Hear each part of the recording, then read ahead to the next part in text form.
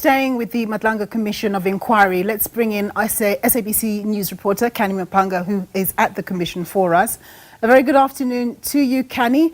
Very interesting things that have come out of the commission on the third day. Tell us more.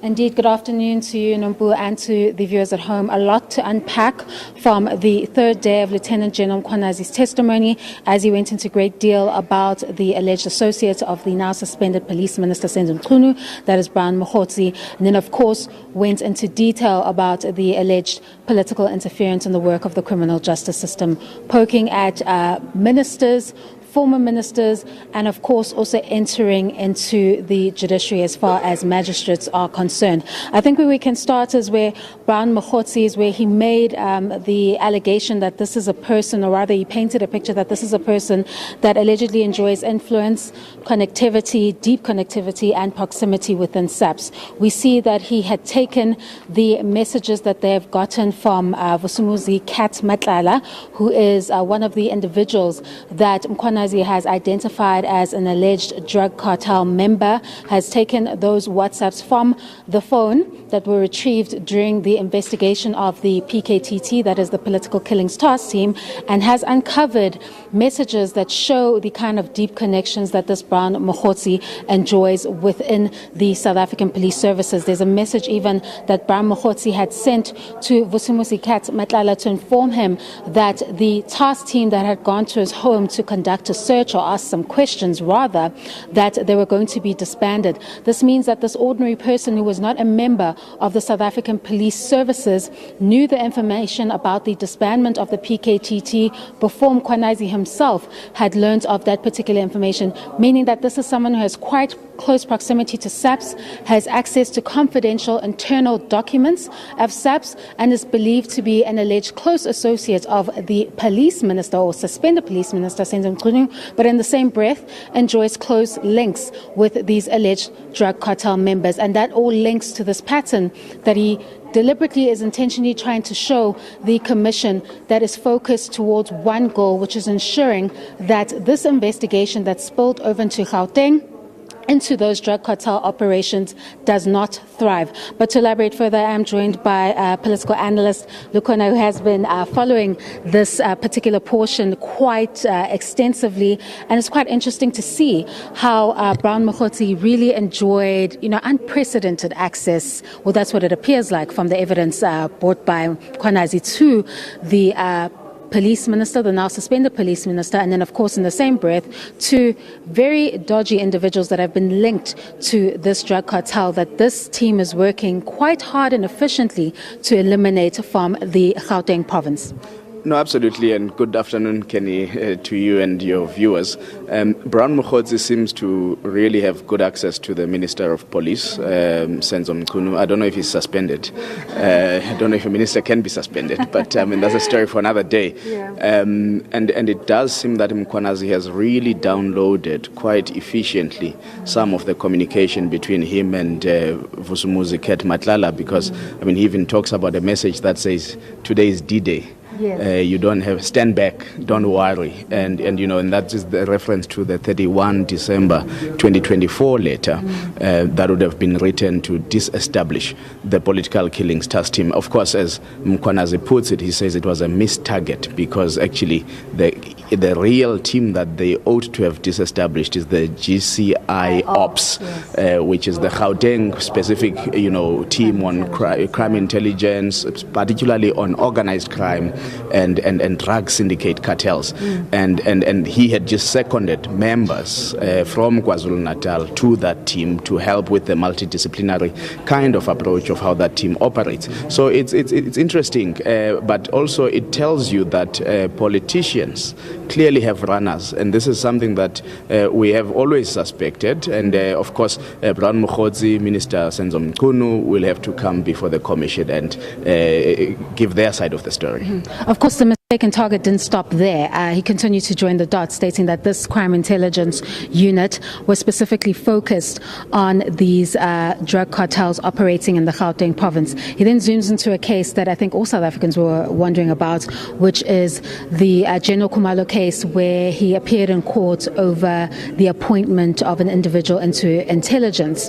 And many questions arose about this, whether this was a criminal matter or whether this was a witch hunt. We're starting to get more of an explanation from Mkhwanazi, who basically paints the picture that the general was targeted to eliminate this investigation against the drug cartels. He even ropes in the magistrate that is presiding over this matter, stating that the magistrate set a bail condition which makes it impossible for those that are appearing in that courtroom to continue to investigate the operation that they had set out to investigate, which is the drug cartels that have been allegedly linked to Madlanga and Molefe.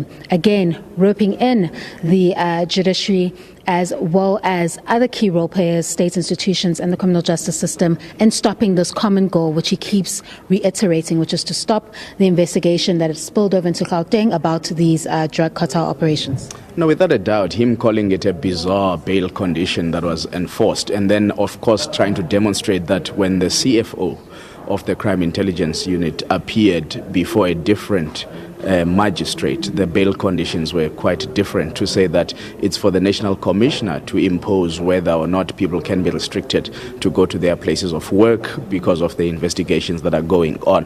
But I do think that the Commission will probably be a little bit cautious not to litigate a matter that is before the courts of law. And whilst Mkhwanazi is leading the evidence on this matter, I do think that the commissioners will be a little sensitive to the fact that it is before the courts of law. It may well not be treated as sub judice, but you definitely don't want to create parallel court processes where the commission has to pronounce in a manner that the magistrates may not do so. But of course, I mean, if there's something amiss in how the magistrate handled the matter, then it must be taken to the correct channels. And then lastly, we were anticipating hearing about the political interference, which we thought would be, I guess, the biggest portion of Mkhwanazi's evidence. Quite surprising to see it limited to the former Minister of Police, Beyicele, and the now current Minister of Police that is on a leave of absence / suspension, Senzo Mchunu as well. We expected probably more names. I guess that's linked to the historical reference that he made, that he said that he started to see trends that he had seen in the past that we thought as a constitutional democracy we had climbed over, because we already saw the Mkhwanazi enquiry and the Zondo Commission ventilate these issues. But he's saying that he saw that this past was rearing its ugly head through these instances that he saw with Cele and Mkhunu, and that triggered him to announce that statement that he made in the briefing in July earlier this year. No, absolutely. I mean, of course, the name of Nathi Mthethwa, then Minister of Police in 2011-2012, coming up. Of course, Minister Beyicele, also his name coming up, former Minister of Police, current Minister of Police, Senzo Mchunu, his name coming up. And I think what's interesting, though, is you need to look at the level at which Mkhwanazi operates. I mean, he would have been acting National Commissioner at the time, so the political interference that he would have probably experienced comes from the executive itself. And whether or not a minister acts on the behest of the president, that is still another question that needs to really be interrogated, and whether or not the president is briefed when a minister is trying to exert pressure on a national commissioner, on a provincial commissioner. Of course, it may well be that the rank and file of police experience different forms of political interference, but it would be for them to come up and then indicate to the commission what kind of political pressures that they deal with. But I mean, the example made of Minister Mkhunu taking an interest in the investigation, for example, of a particular killing of a would have been ANC member, now gone to an opposition bench, and of course campaigning, and of course again Mkhwanazi calling it a mistarget because it actually was the brother of the councillor candidate who was actually charged and so on. But I mean, I think we do know that politicians tend to interfere, and there's been a clear, debate and discussion with the professionalization of the public service, to say, are we looking at professionalization, or are we looking at rooting out political interference in the bureaucracy? And you hear former DGs and former HODs speak out, and you realize that there is an overextension of politics into the bureaucracy, and I think that's what he's talking about. Of course, he will probably not, mention every person who may have sought to interfere in the business of the police. But the example is clear. It happens at the highest level in cabinet. You can imagine what happens in provincial cabinets and in municipal level kind of districts. Certainly, Connor. We have seen the Lieutenant General go into quite detail to explain how this interference occurs within the criminal justice system and not only hinders the investigation of such an operation, such as the one we've seen in Gauteng, which intends to stop the operation of these alleged drug cartels, but of course spans across different institutions within the criminal justice system, and we've seen how deep the network can get. We expect after the lunch adjournment he'll continue to expand on several other topics that deal with this issue of interference in the criminal justice system. Over to you in studio. All right, thanks very much. My colleague there, Kani Mapanga.